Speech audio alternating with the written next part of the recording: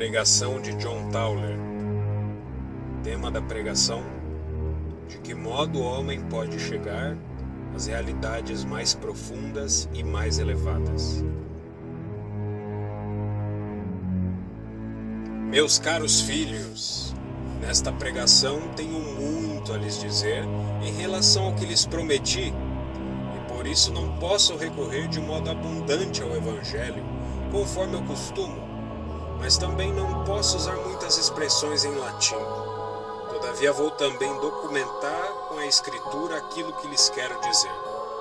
Meus caros filhos, vocês devem saber que existem muitas pessoas que a esse respeito adquirem realmente uma compreensão clara e um discernimento racional, mas apenas em imagens e representações formais, mais das vezes por meio da Escritura, mas outras pessoas, independentemente da Escritura.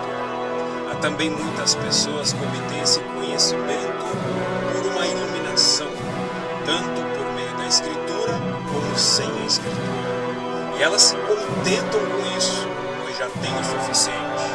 Todavia, tais pessoas ainda permanecem muito distantes e estranhas a seu conteúdo mais profundo. Contudo, caso houvesse uma pessoa que tivesse passado por estas coisas, morrendo para elas, e que, portanto, tivesse superado a visão racional e todos os conceitos intelectivos, indo além das imagens e das representações, esta seria mais agradável a Deus, e para Ele mais preciosa do que outras 100.000, que vivem segundo o modo por elas mesmas conquistado, penetrante, racionalizado e rico de imagens, considerando-se por isso satisfeitas. Com efeito, é preciso reconhecer que Deus não pode entrar nelas e sequer nelas realizar alguma coisa, e isso por causa de sua obstinada e auto-adquirida indisponibilidade, que elas manifestam com suas complacentes representações intelectuais. Nas pessoas, ao contrário, que foram além de si mesmas e se abandonaram a Deus, morrendo para si próprias, como na morte, desvinculadas de toda a visão imaginativa, humildemente se elevando para além de toda a racionalidade. Conforme diz São Dionísio, a luz da fé quer apoderar-se do homem para além de toda a compreensão racional. Nessas pessoas, Deus encontra seu repouso e sua moradia. Ali pode habitar e agir, quando quiser e como quiser, não encontrando mais nenhum obstáculo. Deus nela realiza seu desígnio, modelando-as perfeitamente conforme sua própria imagem. Saibam, em todo caso, que tais pessoas permanecem desconhecidas para todos. Sua vida e sua natureza permanecem escondidas e inobservadas, a menos que exista alguma outra que se encontre no mesmo estado de vida. Almas assim, porém, temo que existam poucas. Tenham como certo, portanto, meus caros filhos, que a esse modo de ser, a essa nobre perfeição, ninguém pode chegar por meio de uma ainda que profundamente humilde, purificada e clara visão intelectiva.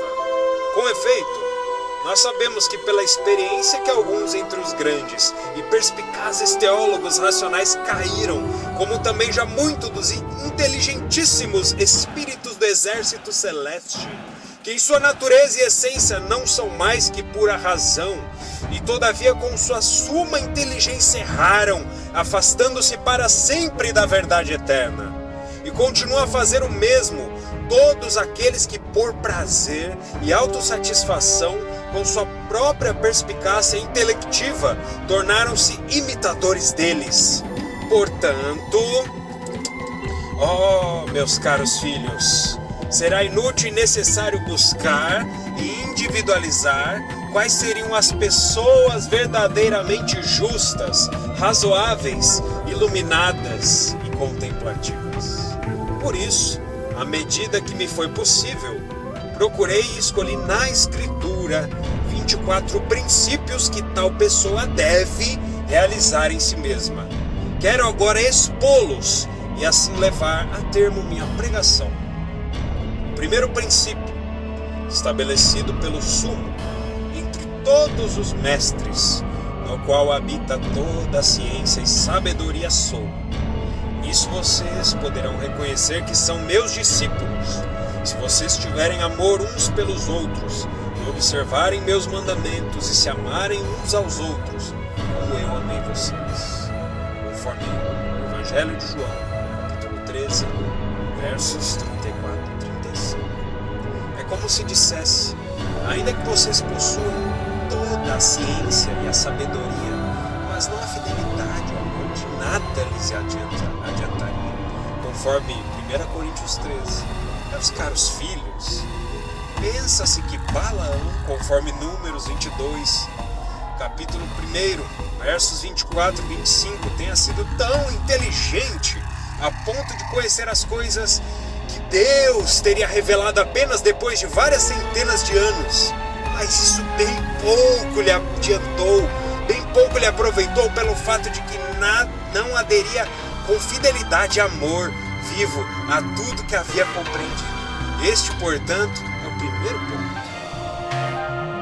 O segundo ponto, que é conveniente a uma pessoa justa, reta, razoável e iluminada, consiste em dever se libertar de si própria. Uma libertação que jamais se pode pensar ter realizado perfeitamente, mas a qual deverá sempre estar visando. Já o terceiro ponto, a pessoa deve entregar-se totalmente a Deus, no mais profundo de si, de modo que Deus não encontre nenhum obstáculo para nela habitar e possa nela realizar sua obra. E a alma não deve ter a pretensão de realizar isso por si mesma, mas considerar-se totalmente inadequada. O quarto ponto, deve desapegar-se por si própria em relação a todas as coisas que se sente levada a amar ou pensar, tanto na ordem do tempo como na da eternidade.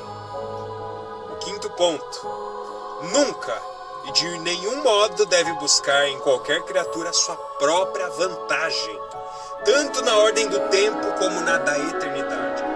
O sexto ponto, em todo tempo deve estar vigilante e ficar atenta àquilo que Deus dela espera, de modo que com o auxílio de Deus possa corresponder a isso, sem consideração por si própria. Sétimo ponto, deve constantemente e sem interrupção canalizar seu próprio querer para o querer de Deus, de modo a jamais buscar nada que seja diferente daquilo que Deus quer. O oitavo ponto, deve, com grande força e constância, e com sumo ímpeto de amor, aderir e vincular-se a Deus, de modo que ele nada possa realizar sem ela, e também ela nada sem Deus. O nono ponto, deve saborear a alegria da presença de Deus em todas as obras dele, em todo momento e em todo lugar, seja qual for a coisa que Deus disponha, seja ela amarga ou doce. Décimo ponto, não deve em situação alguma receber de criatura alguma, nem amor, nem dor, mas tudo apenas de Deus. Embora aconteça que Deus frequentemente intervenha por meio das criaturas, por isso não deve esperar nada a não ser de Deus. 11º ponto, não deve tornar-se prisioneira de desejo algum ou do prazer ligado às criaturas ou à natureza sem justificada necessidade. 12º ponto, não deve deixar-se atormentar nem ser pressionada por nenhum aviltamento que possa desviá-la da verdade, mas deve permanecer constantemente firme e bem enraizada em si mesma. 13º ponto, não deve deixar-se enganar por alguma falsa luz, nem pela aparência das criaturas. Ao contrário, deve acolher em si, com benevolência e amor, todas as coisas e de todas elas tomar o melhor, de modo a melhorar-se e não se aborrecer com elas. 14º ponto. Em toda ocasião, deve manter-se vigilante e armada de todas as virtudes, para poder combater todos os vícios. E nessa luta deve perseverar, para sempre se tornar vitoriosa. 15º ponto. Deve reconhecer abertamente a verdade e contemplá-la como ela é em si mesma, à medida que Deus quiser e for possível. E sem descanso, deve viver em conformidade com ela e realizar o que da verdade lhe vem ao conhecimento. 16º ponto. Deve ser uma pessoa perfeita e justa, mas sem se considerar-se tal. 17º ponto. Deve dizer poucas palavras, mas possuir muita vida interior. 18º ponto. Deve pregar às pessoas com sua vida verdadeira, humilde e interior. 19º ponto. Deve procurar a glória de Deus em todas as coisas, sem delas esperar coisa alguma para si mesmo. 20º ponto.